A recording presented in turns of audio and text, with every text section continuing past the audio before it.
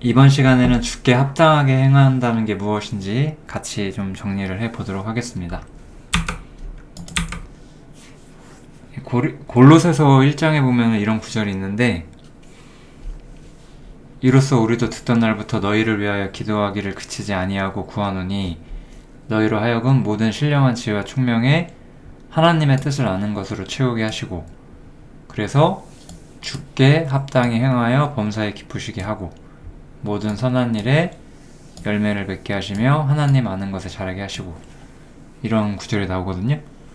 그래서 오늘 사실 말하고자 하는 것, 이 주께 합당하게 행한다는 게 무엇이냐 하는 것은 결국 우리가 하나님의 뜻을 알고 우리가 합당히 주님의 뜻에 합당하게 우리가 행동할 수 있느냐, 그렇게 행한다는 건 무엇이냐, 결국 이 얘기를 하는 건데, 아마도 어쩌면 많은 그리스도인들이 이 주께 합당하게 행한다는 게 무엇인가 이런 의문을 많이 가지고 있으실 것 같아요. 어쩌면 정말로 사람이 거듭나 있는 그리스도인이라고 한다면은 주께 합당하게 행한다는 게 무엇일까? 이 질문 자체를 굉장히 마음속에 품지 않을 수 없지 않나, 그런 생각이 듭니다. 분명히 우리는 이 주제에 대해서 깊이 고민을 하고 주께 합당하게 행하는 것이 무엇인지 찾으려고 하실 것이고 알려고 하실 것이고 아마 그럴 것 같아요.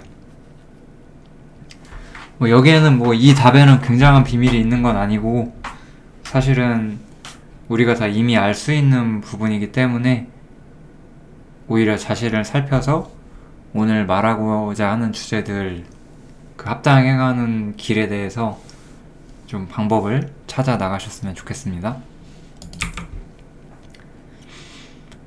이 시편 32편에 보면은 너희는 무지한 말이나 노새같이 되지 말아라, 이런 구절이 있어요. 이 사람의 기준에서 봤을 때 이 말이나 노새는 사람의 뜻을 알 수가 없죠. 사람이 이렇게 말을 끌고 가고 있는데 말이 이렇게 다른 길로 가려고 하는 거예요. 그러면은 사람이 그 말을 잡아당겨서 앞을 보게 만들겠죠? 사람이 가는 쪽으로 가게 하게끔? 그런 거예요. 그러니까 말이나 노새는 자신이 갈 길을 몰라요. 사람이 끄는 대로 가는 거죠. 그런데 이 말을 하나님께서는 우리들한테 해주고 계세요. 우리 그리스도인들한테 너희는 말이나 노새처럼 되지 마라 라고 말씀을 하세요. 그러면 우리가 하나님께서 우리 인도하시는 길을 알 수 있다는 말일까요? 없다는 말일까요? 당연히 있다는 말일 수밖에 없는 거예요. 왜냐면 말이나 노새처럼 되지 말라고 했으니까. 즉 우리가 그리스도인으로서 어떤 정상적인 상태에 있다면은 분명히 말이나 노새처럼 갈 바를 알지 못한 채 하나님께 끌려가는 그런 생활을 하지 않을 수 있을 것 같아요. 즉 말이나 노새처럼 된다는 것은 일종의 연단일 수도 있고 징계일 수도 있을 거예요. 어쨌든 그런 상태에 있지 말라고 하셨고, 하나님께서는 우리에게 충분히 우리가 하나님의 뜻을 알고 그 길에 갈 수 있다고 말씀해 주시는 게 분명해요. 이 말이나 노새 이야기는 제가 뒤에서 조금 더 한번 해보도록 하겠습니다.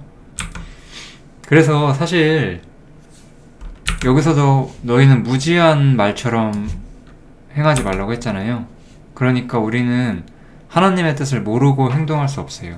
우리는 하나님의 뜻을 알고 행동하는 게 맞는 것이고, 이 모든 지혜 열쇠를 좀 사실 이걸 제가 100% 안다고 할 수가 없죠. 누구도 하나님을 100% 이해하는 사람은 세상에 존재하지 않을 거예요. 그렇지만 그동안 제가 신앙생활하면서 배운 것은 이 두 가지가 좀 반드시 필요하다라고 꼭 말씀을 드리고 싶네요. 하나는 양심이, 또 하나는 정직. 이 두 가지가 제일 중요하다라고 생각을 하시면 될 것 같고, 이 우리가 양심을 따라서 하나님을 올바로 섬기고자 하고 하나님과 사람 앞에 정직하다면 우리는 일반적으로 하나님의 뜻을 분별할 수 있는 그런 상태에 아마 도달할 수 있을 것이다. 저는 그렇게 생각을 합니다. 양심과 정직 하나를 포기하게 되면은 하나님의 뜻을 이해하지 못하게 되고 아마 말이나 노새처럼 끌려다니게 될 거예요. 그때는 이제 외부적인 환경을 통해서 고난이나 연단이나 어떤 하나님이 환경을 통해서 사람을 흔드셔가지고 하나님께서 이렇게 우리를 다듬어 가시는 상황이 있을 수 있죠. 그러나 그것은 어떤 말이나 노새처럼 대함을 받는 것이지 우리가 올바로 여기서 말한 것처럼 하나님의 뜻을 아는 것으로 채워져서 주께 합당히 행하는 상태는 아닌 거예요. 그러니까 주께 합당하게 행한다는 것은 우리가 하나님과 얼마나 가까이 있을 수 있느냐, 하나님의 뜻을 얼마나 분별할 수 있느냐, 여기에 달려 있다고 보시면 됩니다. 결국 다시 한번 우리가 이 이야기를 해보면 이 사람들은 하나님의 뜻을 알고 싶어 해요. 사실 어떤 사람이나 다 그리스도인이라면 하나님의 뜻을 알고 싶어 할 수는 있거든요. 근데 그냥 알고만 싶어 하는 경우도 많을 수 있어요. 하나님의 뜻을 알고 그 뜻대로 행할 생각이 없으면 그 사람은 하나님의 뜻을 알지 못할 거예요. 이게 바로 신앙의 비밀인 거예요. 우리가 양심 그리고 정직함을 쫓아 하나님의 뜻을 알고자 한다면 그 사람은 그것을 알고 행하고자 할 것이고, 아는데 행할 생각이 없는 것은 양심을 따르지 않는 것인데, 그러면 그 사람은 결국 하나님의 뜻을 모를 수밖에 없다. 그렇게 생각을 하실 수가 있습니다.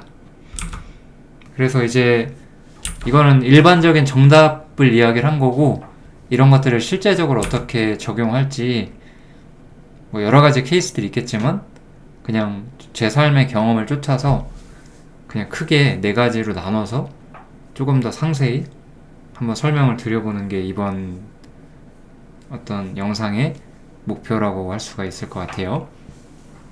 그래서 우리가 하나님의 뜻을 아는 것, 그리고 그 정직하고 양심을 따라서 우리가 하나님의 뜻을 분별하고 주께 합당히 행한다고 할 때 이 4가지가 우리 삶에서 아마 이루어질 수 있다면 아마도 우리가 삶에서 좀 더 좋은 모습을 갖게 되고 하나님의 뜻을 알 수 있게 될 수 있지 않을까, 그런 생각이 들어요. 뭐 이것 말고도 많이 있겠지만 그냥 일단은 제가 영상 준비하면서 생각한 것들, 준비한 것들만 간단히 말씀을 해볼게요. 첫 번째는 이제 삶의 목표가 되겠죠. 두 번째는 이제 삶 속에서 우리가 어떻게 처신하고 행동할 것인가. 우리가 살다 보면 여러 가지 이웃과 부딪히는 일, 이런 5만 가지 일들이 있는데 그런 데서 이제 어떻게 우리가 지혜롭게 행동하는 것이 좋을까, 그 문제를 다룰 것이고, 그 다음에 이제 자아라는 문제를 조금 말씀을 드릴 거예요. 그 다음에 이제 교회 안에서 우리가 봉사를 하는 문제, 이거는 딱딱딱 끊어져서 전혀 별개인 것은 아니고 좀 전체적으로 연결돼 있기도 해요. 그러니까 여러 가지로 좀 실제적으로 우리 삶에 좀 비춰서 이런 문제들을 살피면 좋을 것 같습니다.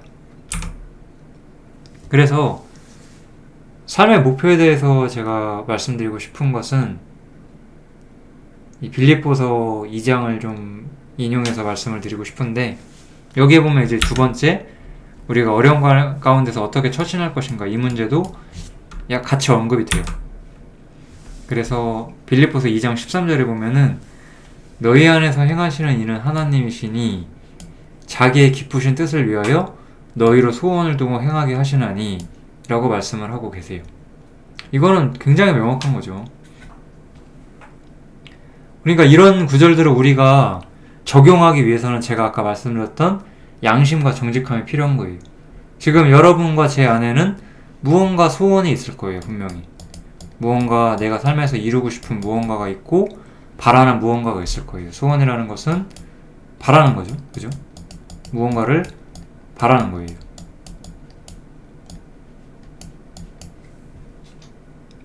그런데 이러면 이제 사실은 답은 나와요. 그래서 제가 우리가 처음부터 사실 하나님의 뜻을 아는 법을 알 수 있다. 말이나 노새처럼 되지 않을 수 있다. 그렇게 말씀을 드린 거예요. 사람들은 주께 합당하게 행한다는 게 무엇인지 모른다, 알고 싶다라고 하지만 실상 우리는 알 수가 있습니다. 일반적으로. 왜 그러냐? 내 소원이 뭐냐 이거예요. 지금 내 소원이 무엇이냐. 이거 단순하죠. 이거를 우리가 생각을 해보면 아주 명확하게 답이 나와요. 내 소원은 무엇이냐. 그런데 이 성경에서는 무엇라고 말하죠? 우리 안에 하나님이 계시고 그 하나님께서 자신의 기쁘신 뜻을 위하여 우리 안에 소원을 두고 행하게 하신대요. 그러면 나의 소원이 하나님이 바라시는 것, 하나님의 바라시고 하나님이 뜻하시는 것이 내 마음속에 있다면, 하나님께서 이루고자 하는 목표가 나의 삶 속에 있다면, 그러면 나는 나의 소원이 하나님의 소원이라고 말할 수가 있겠죠. 근데 그게 아니라면? 그것이 아닌 다른 무언가를 가지고 있다면요? 세상 속에서, 내 직업 세계 속에서, 그 밖에 여러 가지 것들 속에서 내 삶에 다른 목표를 살고 있다면? 그러면 나는 하나님의 소원을 행하고 있는 것이 아니잖아요. 그래서 이 점에서 우리는 양심이 있어야 되고 정직해야 돼요. 그리고 자아라는 문제도 필요해요. 여러 가지가 다 적용이 되는 거예요. 왜냐하면 저는 그런 그리스도인은 없을 거라고 생각을 하는데, 정말로 구원받은 형제들이라면 그렇게 생각할 수는 없다고 생각하는데, 어쩌면 제가 모든 그리스도인을 아는 게 아니기 때문에 어쩌면 어떤 사람이 굉장히 부주의하게 이 구절을 딱 보고 내가 지금 이런 소원이 있으니까 그 소원은 봐봐, 이 구절 보면은 내가 가진 소원이 하나님의 뜻을 위한 거라잖아. 그러니까 내가 이렇게 바라는 게 맞아 라고 자기 마음대로 억지로 해석할 가능성도 있을 수 있죠. 저라면 그렇게 생각할 수 없을 것 같긴 한데 뭐 그럴 수도 있잖아요. 그러니까 그렇게 생각한다는 거는 양심의 거리낌 없이 양심을 따라 신앙생활을 하고 있다고 할 수 없는 거고, 과연 그리고 그 스스로에게 물어봐야 돼요. 정말 이 소원이 내가 지금 바라고 있는 그것이 하나님이 뜻하시는 그게 맞는가? 이게 정직의 문제거든요. 제가 여기에 써놨던 것 같은데, 예. 하나님께서는 정직한 자를 위해서 완전한 지혜를 예비하신다고 해요. 우리가 지혜와 지식이 없는 이유는 정직하지 않기 때문인 거예요.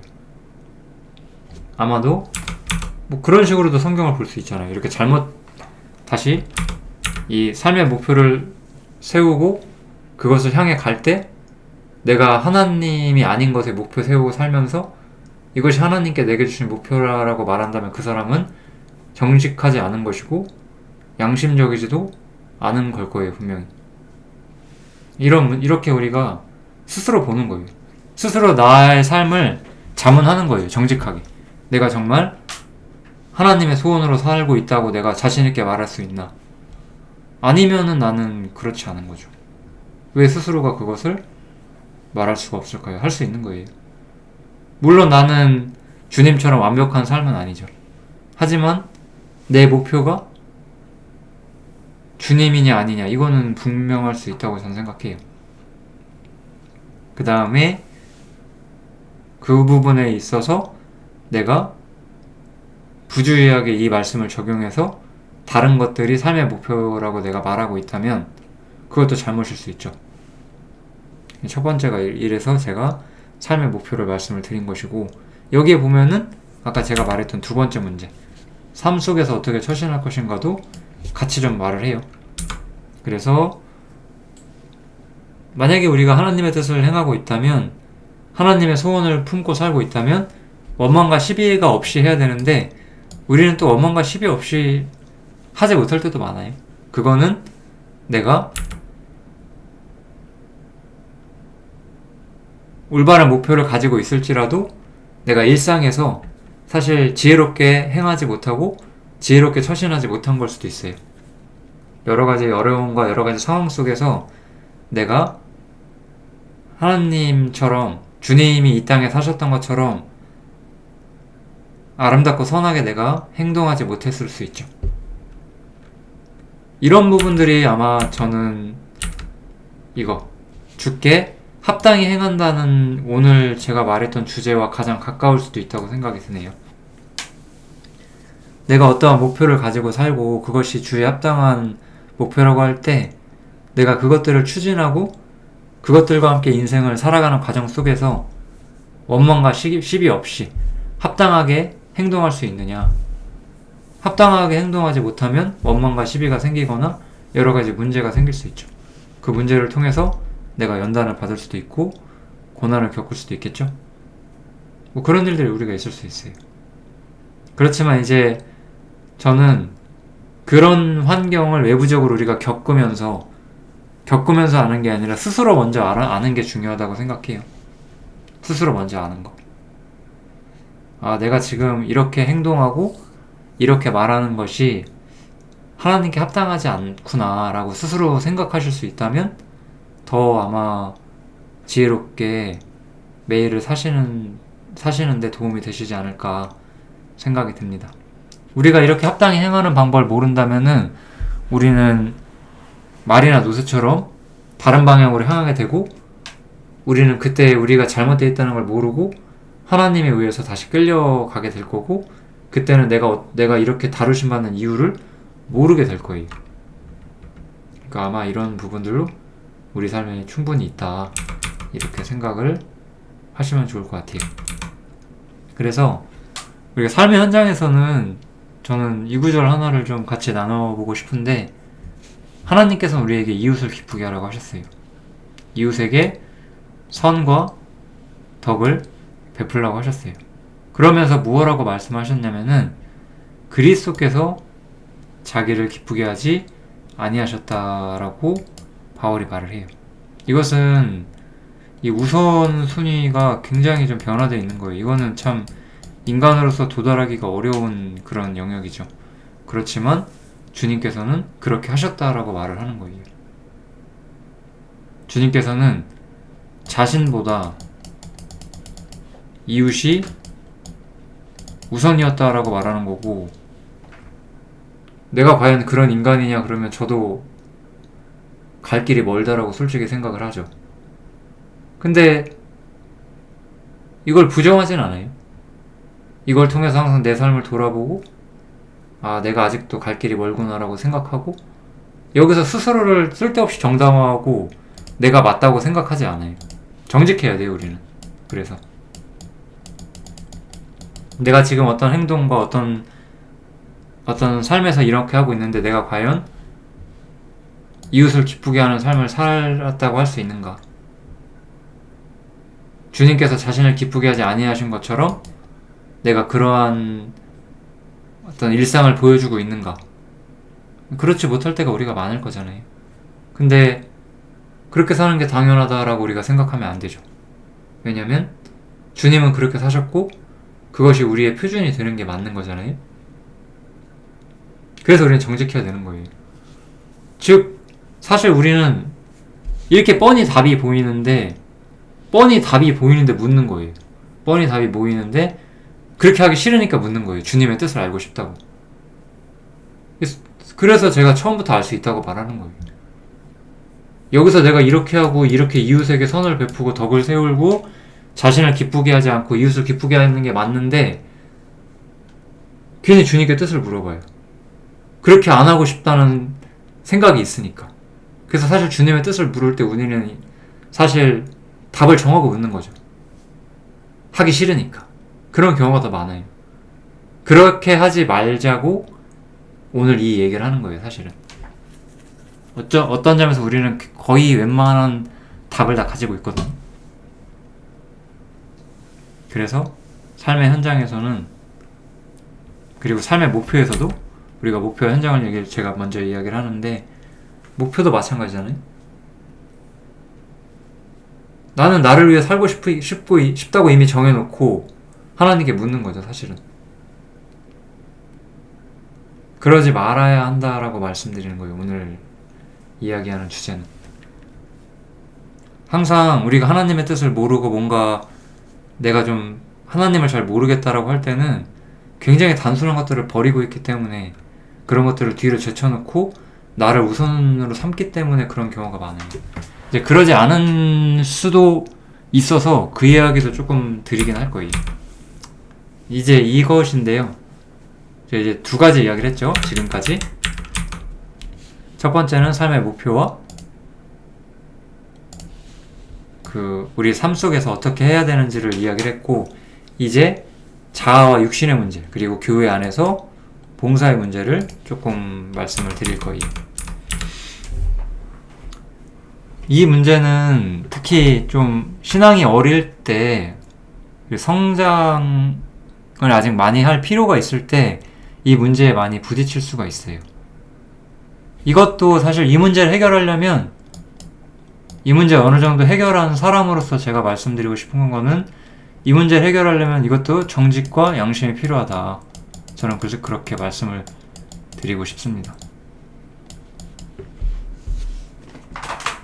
우리는 어떤 점에서 자아라는 게 있어요. 우리에게는. 우리는 죄인이고 죄 가운데 태어났기 때문에 우리에게는 죄성이라는 것이 있고, 이 죄성이란 건 아담으로부터 유전되어 온 것이고, 아담은 어떤 존재였죠? 자신을 위해서 사는 존재였어요. 사람은 그래서 자신을 위하여 살거든요. 그게 이제 자아인데, 그걸 이제 우리가 육신이라고도 표현을 해요.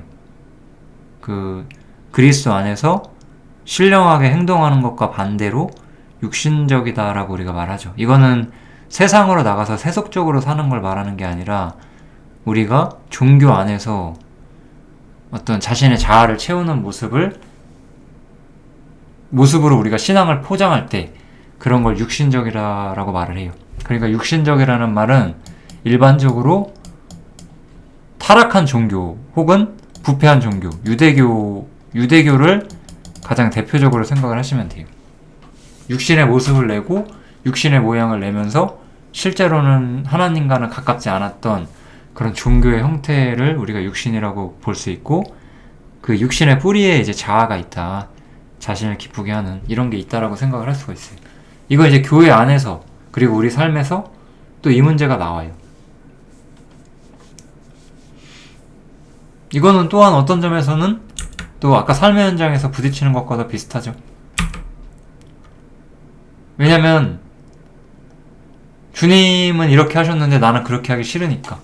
근데 그 싫은 이유가 나도 나름대로 있는 거야. 그리고 나는 그걸 되게 정당하게 포장을 해요. 근데 그냥 그런 것도 단순하게 우리는 스스로에게 물어야 돼요. 주님이 지금 내가 이렇게 행동하시는 걸 기뻐하실까? 주님이라면 어떻게 하셨을까를 우리가 생각을 해보면 굉장히 사실 정직하게 양심을 따라서 쉽게 우리가 답을 낼 수 있다라고 저는 생각을 하고, 답을 못 내거나 거짓된 답을 내는 것은 이 사실 자아와 육신의 방해를 받고 있는 거죠. 이런 것들은 이제 말이나 노새처럼 끌려가게 되는 거고, 고난과 연단을 통해서 이런 육신이 깨지는 그런 좀 경험들, 그런 것들도 아마 삶에 필요할 거예요, 분명히. 그래서 여러 가지 예들을 제가 좀 여기다 기록을 해놨는데, 원리는 좀 단순하거든요. 제자들이 예수께 나와 천국에서는 누가 크니까? 라고 물어봐요. 우리가 신앙생활을 할 때 이런 게 있을 수 있어요. 신앙생활 예를 들면은, 신앙생활은 섬기는 것이고 낮아지는 것이고 장차 오는 세상에서 영광을 얻기 위해서 주님처럼 낮은 자가 되고자 하는 건데, 물론 이제 그것을 부인하는 사람은 없죠. 그런데 제자들은 어떻게 했느냐? 제자들은 내가 천국에서, 여기서 말하는 천국은 주님의 나라가 세워지는 걸 말하는 건데, 거기서 내가 얼마나 높은 사람이 될 수 있을까, 그런 거를 주님께 물었어요. 이러한 시도는 교회 안에서 어떻게 발생을 하냐면, 내가 이렇게 봉사를 하면 내가 얼마나 장차원을 세계에서 영광을 받을 수 있을까, 이런 식으로 우리의 삶과 우리의 봉사를 좀 잘못된 접근을 하는 거죠. 하나님의 마음을 모른 채로. 여기 포도원에서 일하는 품꾼들에 대한 비유도 마찬가지예요. 이 포도원에서 일하는 품꾼들이 아침에 가서 일을 시작한 사람이 있고, 조금 늦게 시작한 사람이 있고, 더 늦게 시작한 사람이 있고, 거의 끝날 즈음에 일을 하는 사람이 있는데, 주님께서는 똑같이 주셨어요. 그랬더니 아침 일찍 갔던 사람들이, 아니 저 사람하고 나하고 똑같이 주면 어떡하냐라고 말을 해요. 되게 정당해 보이죠. 그렇지만 주님께서는 그것에 대해서 너희들이 올바르지 않다라고 말씀하셨어요. 왜냐하면 주님이 다 은혜로 주시는 거니까. 주는 분은 주님이시니까요. 그런 것들이죠. 여기다 보면 나의 두 아들들을 하나는 주의 우편에, 하나는 주의 좌편에 앉게 명하소서. 이런 시도들이 교회 안에 있으면서 교회는 사람을 인간적인 방식으로 세우고, 인간적으로 위아래를 세우고, 그런 경우가 많아요. 그러면서 저렇게 무슨 목사하고 장로하고 임원하고 이러면 저 사람들은 상을 많이 받겠지, 이런 식으로. 이런 게 자아나 육신 때문에 오는 것들이 많아요. 그걸 스스로 발견했으면 좋았을 텐데 못했었거나 거듭나지 않았거나 아니면 조금 더 연단이 필요하거나 그럴 것 같아요. 왜냐면 저는 이거 저는 자신있게 말할 수 있어요. 저는 자아와 육신이 있었거든요. 지금도 없지 않죠. 근데 이런 거죠. 저는 하나님의 말씀을 너무나 사모하는 사람이었고, 이 말씀을 전파하고 말씀을 가르치는 일을 하고 싶었어요. 어렸을 때, 청년 때 그런 사람이 되고 싶었었는데,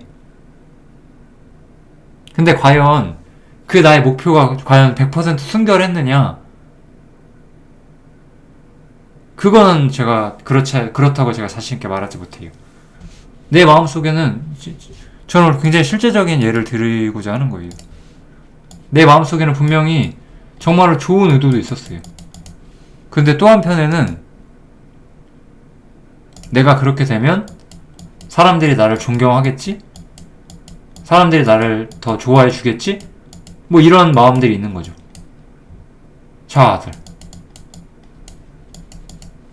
내가 이렇게 열심히 하면 어떤 사람들이 교회의 어떤 어른들 혹은 내 주변 연배에 있는 형제들 혹은 나보다 나이가 어린 나를 보는 그런 사람들이 나를 더 좋게 봐주고 저 형제 정말 신실하게 봐주지 않을까, 그런 기대치 이런 게 있는 거죠.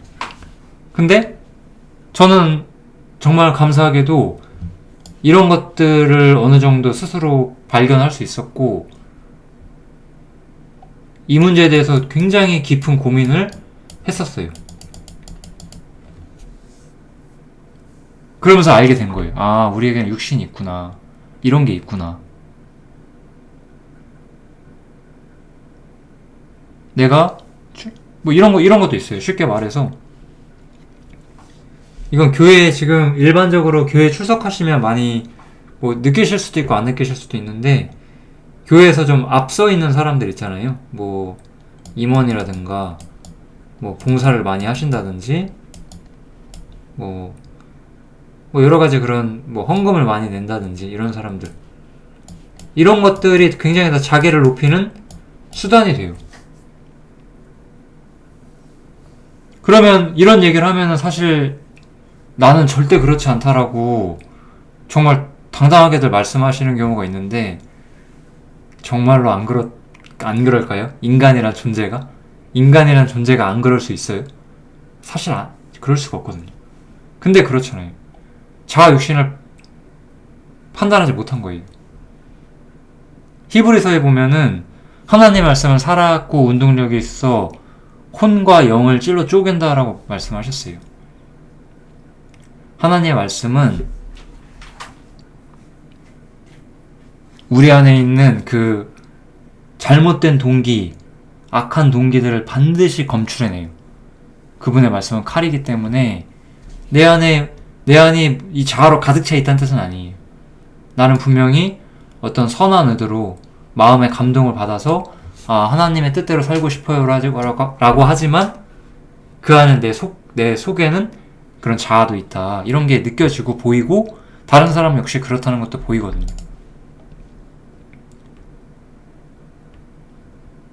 제가 이런 비유를 종종 하는데 제가 옛날에 교회 있을 때 우리 교회는 특히 이제 교회 학교에서 봉사하는 교사들하고 그 성가 하시는 분들이 엄청 이게 강했어요. 그 자신들이 하는 봉사에 대한 프라이드가 굉장히 강했어요. 프라이드라는 것은 언제나 자아예요. 그냥 내가 뭔가의 프라이드를 갖고 있다. 세상 일에 프라이드를 갖고 있다. 내가 직업 세계에서 내가 하는 일에 대해서 나는 이러한 뛰어난 사람이랑 프라이드가 있다. 다 자아예요. 그냥 보나마나 자아예요. 그런 것들은. 주님은 그런 게 없는 분이셨거든. 근데 교회 안에서도 이거 허용되지 않는 거예요. 자아거든요. 어린아이들을 말씀으로 지도하는 게 나쁘다는 게 아니에요. 찬양하는 게 나쁘다는 게 아니에요. 그런데 그 안에 자신들이 하고 있는 봉사에 대한 프라이드가 있어요. 프라이드가 가득하면 큰 문제가 되는 것이고, 프라이드가 작아도 저는 마음이 불편하거든요. 내가 이 땅을 살면서 내가 가진 자그마한 프라이드를 또 내세웠구나. 정말 나의 육신은 정말 질기다. 이렇게 스스로를 좀 판단하면서 정말 날마다 싸워야 되는구나. 이렇게 느끼면서 살거든요. 그런 게 있는 거예요. 여러 가지 비유 중에 이혼에 관한 가르침도 있고요. 이건 이제 그거죠. 이 이혼에 관한 비유를 보면은, 그러니까 그 유대인들이 이 말씀을 자신들이 편한 대로 이용하려고 해요. 쉽게 말하면. 그러니까 말씀의 적용에 대한 취사적 적용을 하는 거예요. 나에게 맞게끔. 그러면 안 되죠. 알거든요, 우리는. 이거 모를까? 알아요. 모를 수도 있어요. 그건 제가 장담할 수 없으니까. 모르면 그런 걸 알아가는 사람이 되어야 되고, 하나님은 그렇게 해주실 거예요. 물론 그걸 모를 때 우리는 말이나 노새처럼 끌리는 거예요. 부자 청년도 마찬가지죠. 부자 청년은 자신이 율법을 잘 지켰고 하나님의 뜻대로 살아오려고 노력했다고 말했지만, 주님께서 이 사람의 마음속 깊숙한 곳을 보시고, 너는 겉보기 율법을 지켰지만 네 마음의 중심은 재물에 있지 않더냐, 그것을 팔려고 해봐라 하니까 내려놓지 못했어요.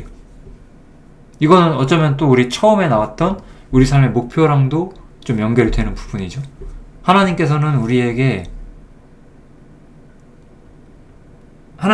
원하시는 것은 우리의 전부가 하나님이길 원해요. 우리의 전부가 하나님이길 원하지 않으면 우리는 끊임없이 그 질문을 하나님께 받게 되고, 그것이 연단이 되고 자신을 돌아보는 계기가 되는 거예요. 항상 우리 삶은. 그래서 이렇게 자아 또는 육신, 봉사도 그래서 같이 연결되어 있다라고 말하고 싶어요. 그래서 진정한 봉사의 자세를 제가 좀 두 가지로 말씀드리고 싶어요. 봉사는 어떠한 행동을 하느냐가 아니에요. 봉사는 어떠한 행동을 하느냐에서 오는 게 아니고, 현대 교회가 가지고 있는 어떤 봉사 시스템은 사실 저는 비성경적이라고 보고 있고, 그런 것들은 제가 아마 디모데전서, 에베소서 이런 책들을 통해서 아마 많이 말씀을 드렸다고 생각이 들고, 오늘은 그런 얘기를 하고자 하는 건 아니고, 진정한 봉사, 교회 안에서 우리가 해야 되는 일은 두 가지로 압축돼요. 복음을 위해서 수고하고 있는가? 어떻게 수고하라고 말하지 않았어요. 수고하고 있는지를 물어보는 거예요. 어떻게, 얼마나를 묻진 않으셨어요. 수고하고 있는지. 왜냐면 우리는 하고 싶어도 안 될 수도 있잖아요. 어쨌든 이거.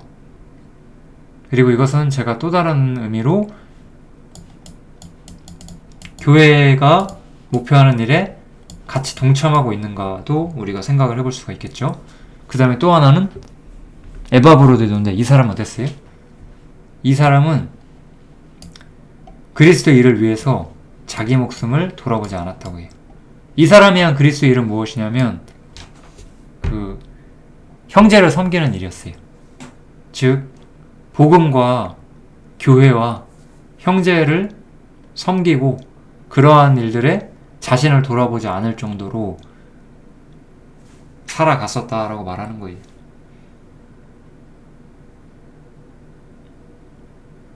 이런 걸 보면은 항상 도전을 받아야 돼요. 우리는. 나는 과연 그런 사람인가? 작은 휴식을 위해서 내가 수고하고 봉사할 기회를 버리고 있는 건 아닌가? 항상 스스로를 평가해야 되고, 그렇지 않으면은 우린 그렇지 않다고 인정할 수 있는 사람이 되어야 되고, 거기서 핑계를 대봤자 우리는 한 발도 앞으로 나아가지 못해요. 그쵸? 신앙이란 거는 저는 그렇게 생각해요. 우리는 사실 일반적으로 이미 답을 알고 있어요. 제가 오늘 말했던 것 중에서 뭐 굉장한 비밀이 있나요? 저는 없다고 생각하거든요. 원래 우리가 다 해야 되는 것들, 당연하다고 생각하는 것들, 이 당연한 것들을 우리가 지키지 않은 경우가 많고, 지키지 않을 때 자기 합리화를 잘하고 나는 연약하다고 하고, 뭐 그럴 수 있어요. 우리가 그렇지만 그러면서 하나님의 뜻을 구하는 것은 무리다 이거죠. 하나님의 뜻 내가 이미 어느 정도 보고 있는데. 그래서 저는 하나님의 뜻을 우리가 볼 수 있다고 생각을 하는 거예요.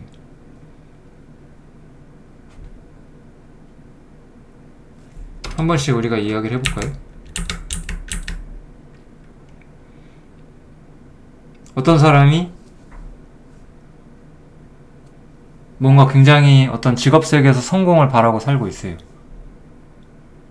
어떤 사람은 주님께 인생을 투자하고 있어요. 딱 보면 답 나오는 거잖아요. 그죠? 딱 나오는 거예요. 그냥 삶의 목표가 보이는 거예요. 그럼 이제 우리는 핑계 댈 수 있죠. 그래도 먹고 사는 게 중요하니까. 삶에서 안전장치가 필요하니까. 뭐 그런 거.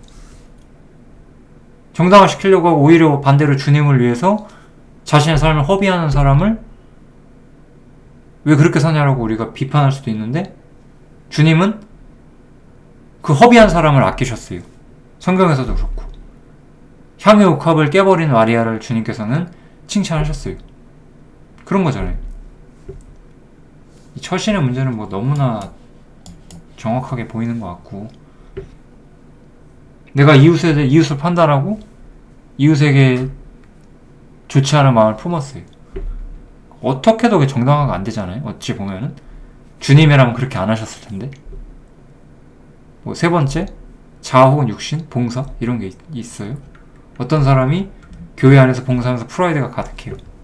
그럼 그 사람 그 프라이드 자아 때문에 주님께 진짜 마음 들이는 봉사 못 하고 있잖아요. 딱 보이는 거거든요. 우리가 말씀을 사모하고 하나님을 배우기를 원한다면 분명히 우리는 이런 부분들에 대해서 자신을 올바로 보는 사람이 될 거라고 저는 생각을 해요. 무지한 말이나 노새같이 되지 말라고 하셨어요. 우리가 이런 것들을 경홀히 여기면 하나님께서는 때로는 환경을 통해서, 그런 걸 우리가 일반적으로 징계라는 용어를 많이 쓰죠. 그런 것들을 통해서 우리를 끌고 가실 수 있는데, 그때 우리는 막 끌려가는 거예요. 내가 이렇게 예를 들어서 우리 삶의 목적이 이렇게 이쪽에 있어야 되는데 우리가 막 일로 가려고 해요. 그럼 하나님께서 지켜보시다가 아니다 싶으면은 강제로 끌어다가 다시 이쪽으로 앉히시죠. 그런 일이 발생을 하면은 이 사람은 어떨까요? 큰 깨달음 얻어서 이렇게 살아야 되겠다. 그러면 정말 다행인 거고, 또 이러거든요. 그럼 또 끌려내려고 이렇게. 계속 노새처럼 사는 거예요, 그렇게. 그러지 말라고 연단이 있는 건데, 고집을 꺾지 않으니까. 처신하는 것도 마찬가지고. 모든 문제가 그렇죠. 그래서 우리에게는 고난이란 게 있어요. 이것도 시편 31편, 제가 오늘 말했던 말이나 노새랑 같이 있는 이야기인데, 다윗이 이런 말을 하죠. 내가 토설치 아니할 때에 종일 신음함으로 내 뼈가 쇠하였다. 이 토설치 않았다는 건 뭐죠? 주님 앞에서 자신의 문제를 토하지 않았다는 뜻이잖아요. 주님 앞에 진실하게 고백하지 않았다는 거잖아요. 우리는 일부러든 정말로 몰라서든지 간에 어쨌든 내 자아, 내 육신, 내 잘못된 인생의 목표, 그런 것들을 마음속에 숨기고 있을 때 우리는 고난이란 것을 통해서 나 자신을 내려놓는 그런 기회가 생기기도 해요. 그래서 다윗이 이건 시편 119편인데 이렇게 말하는 거예요. 고난당한 것이 내게 유익이라.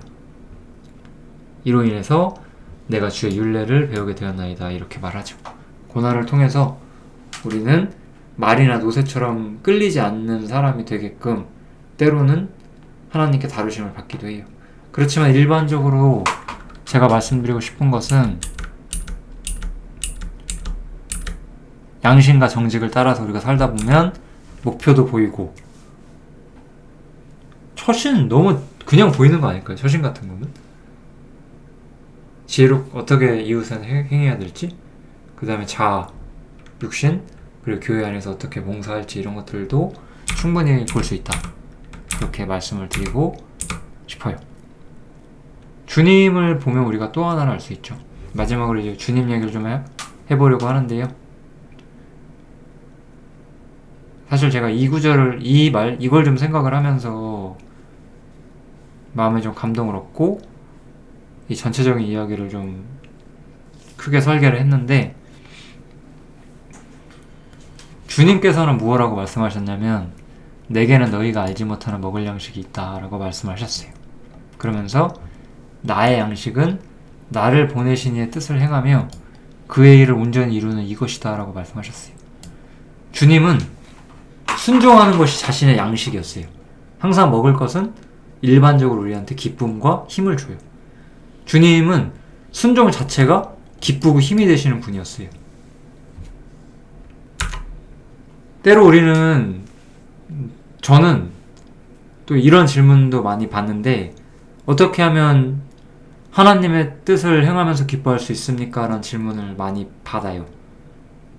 하나님의 뜻을 행하면, 최근에 이런 말도 들었어요.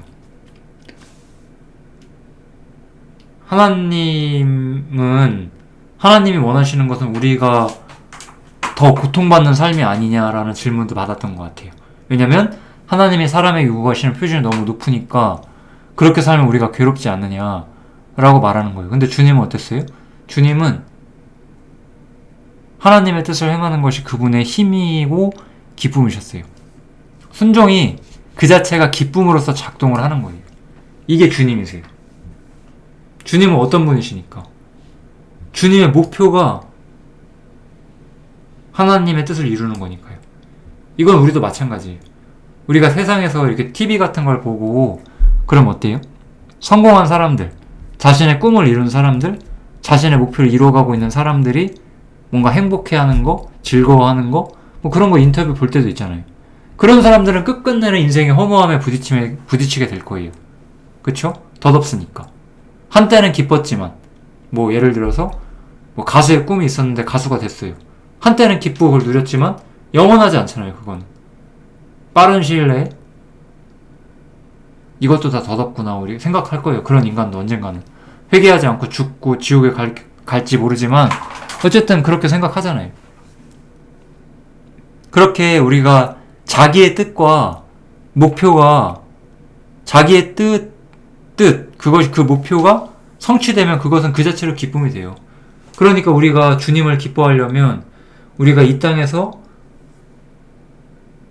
하나님의 뜻대로 사는 걸 기뻐하려면 어떻게 해야 돼요? 순종 자체가 나의 기쁨이 되어야 돼요. 순종 자체가 기쁨이 되려면 내 목표가 주님이 되어야 돼요. 그렇지 않으면 이거는 기뻐질 수가 없는 거예요. 우리는 왜 주님의 뜻대로 살면서 기뻐하지 못할까? 그렇게 안 하고 싶으니까. 안 하고 싶으니까 기쁠 수가 없는 거예요. 그렇게 하고 싶어 해야 돼. 그걸 원해야 돼요. 낮아지는 삶을 바래야 돼. 그래야 낮아졌을 때 기뻐할 수 있어요. 근데 어떤 점에서 우리는 말씀에 꺾이지 않아서 낮아지는 게 맞긴 하지. 근데 싫어. 그러면 우리는 기쁠 수 없는 거예요. 그건 나는 목표가 그 일을 온전히 이루는 게 내 삶의 목표가 되지 않은 거예요. 그 사람은. 그러니까 내가 기쁘지 않은 거지. 물론 인간이기 때문에 겁이 날 수 있어요. 낮아지는 거, 상실하는 거, 비워가는 것이 무섭죠. 두려울 수 있고.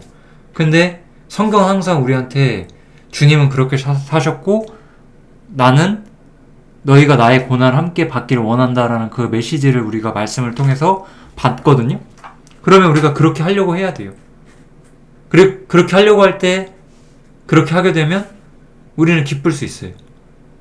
이게 그런 거예요.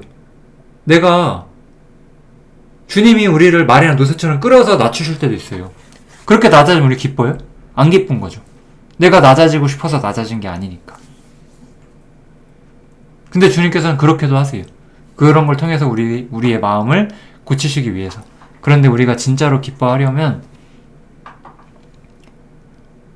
나를 보내신 이의 뜻을 행해야 돼요. 나를 구원하신 분의 뜻을 행해야 돼요. 주님의 뜻을 행해야 되는 거예요. 주님이 바라시는 걸 내가 바라야 돼요. 내가 그걸 바라지 않으면 나는 순종하면서 기뻐할 수 없어요.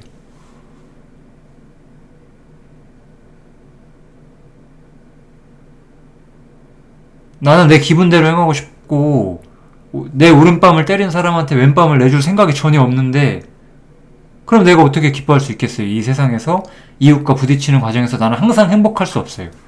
왜? 주님은 왼밤을 대주시는 분이셨으니까. 근데 나는 안 그러니까. 근데 우리는 그렇게 하는 게 맞아요. 근데 대부분 우리가 그냥 그렇게 해라 하고 맞다고 생각하지만 실제로 내가 아멘하고 있지 않기 때문에 괴로운 거죠, 그게. 그런데 우리가 정말로 말씀을 가까이 하고 우리 양심과 우리의 정직함을 따라서 주님의 뜻을 알아가기 원한다면 답은 정확히 보이거든요. 목표도 보이고 결국 성경은 단순해요. 분깃이라는 단어 혹시 아시죠?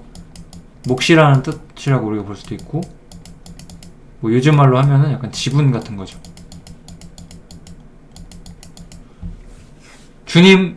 주님께서는 내 분깃, 내 목, 내 지분 100%가 오직 주님이길 바래요. 근데 이게 우리가 오직 주님이길 우리가 바라진 않잖아요? 그러니까 우리가 바라지 않는 만큼 우리는 기쁨에 타격을 받는 거죠. 기뻐할 수 없는 거죠. 왜냐면, 내 삶에 내 지분도 있어야 된다고 생각을 하니까. 내가 이건 하고 싶으니까. 내가 이건 원하니까. 내가 이거는 양보 못하니까. 그래서 그런 거잖아요. 이 말을 하는 저도 사실 전혀 완벽하지 않죠. 그치만 내 가슴에 화살 꽂듯이 이 얘기를 저도 하는 거죠. 저도 배우면서 매일 나 자신을 치면서 내 스스로에 대한 반성을 하면서. 그치만 이 이야기 자체는 너무나 맞는 이야기잖아요. 이번에 이 말씀을 보면서 이 순종 자체의 기쁨에 대해서 좀 생각을 제가 굉장히 많이 했었어요. 이거는 자녀라고 생각할 수도 있을 것 같아요. 그러니까 우리는 무조건 잘못되고 무조건 나쁘게만 생각하는 것도 아니에요. 우리에겐 다 두 마음이 있어요. 제가 오늘 말하고 싶은 거는 나에게 순종하고 싶은 마음과 순종하고 싶지 않은 마음 두 개가 다 있다는 거예요. 그 가운데서 우리가 싸워 나가고 그런 건 필요하다 그 말을 하는 거예요. 어린아이도 마찬가지예요.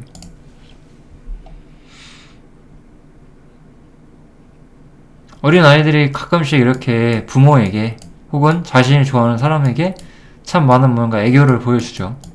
그냥 정말 순수한 애교도 있지만 그들의 뜻을 이뤄줌으로써 말을 잘 듣고 원하는 걸 받아준 순종을 통해서 자신들의 애정을 드러내고 그거를 통해서 보호자, 부모가 기뻐하면 그 아이도 같이 기뻐하잖아요.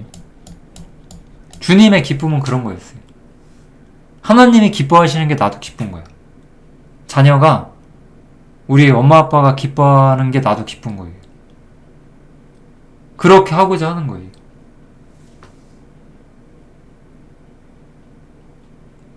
근데 자녀는 다른 마음도 있죠. 아, 나 그냥 이건 내 마음대로 하고 싶은데, 약간 그 마음도 있어요. 그러니까 이 마음이 있다고 해서 이 자녀가 부모를 사랑하지 않는 것도 아니고, 완전한 자녀가 아닌 것도 아니에요. 이 자녀는 그 자체로 완전해요. 그냥 부모의 자식이니까 그냥 완전한 거예요.